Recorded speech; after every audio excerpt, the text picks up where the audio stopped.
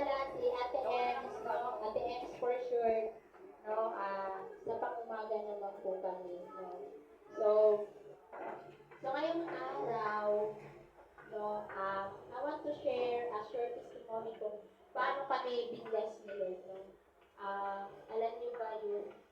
Mula nung nakilala ko si Lord sa church na to, sa buhay ko, alam niyo ba, isa sa mga natutunan ko kung paano magbigay. Kasi kung dati, nung ganyan din, kabataan ninyo ako, alam niyo ba na napakahirap magbigay para sa akin. Gusto ko, pag nagbigay ako, no, kasi dati, Katolik ako eh. So dati, pag nagbigay ako sa church, no, alam niyo ba, gusto ko laging may naiiwan sa bulsa ko.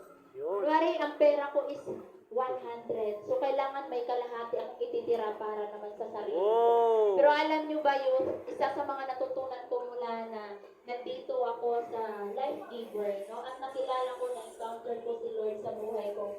Natutunan ko na masarap pala sa pakiramdam ang magbigay tayo. So, it's not about a money. No? Hindi lang naman sa pera tayo pinagpala ng Panginoon. No? Even yung buhay natin, no? Binibless ka ni Lord sa pagising mo sa umaga, thankful ka na kasi dilaktak mata mo, nakahinga ka pa, buhay ka pa.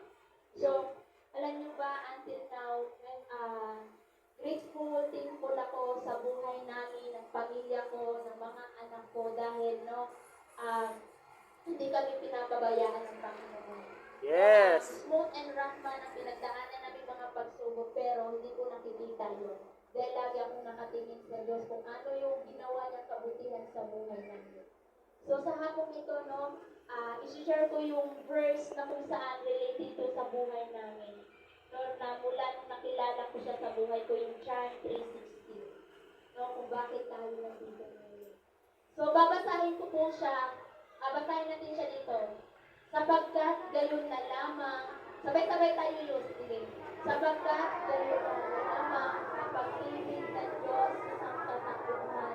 Kaya ibinigay niya ang kanyang kaisang anak upang sinumang sumasampalataya hindi mapahamak, kundi magkaroon ng buhay na walang hanggan.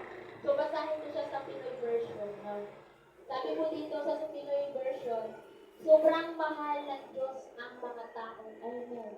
At sa mundo kaya binigay niya ang kaisa-isang anak para hindi mapahamak ang lahat ng naniniwala sa Kanya, kundi magkaroon sila ng buhay na walang hanggan. Amen. Alam niyo ba yun, no? Makikita po natin dyan yun na ang Diyos po ang unang nagbigay. Si Lord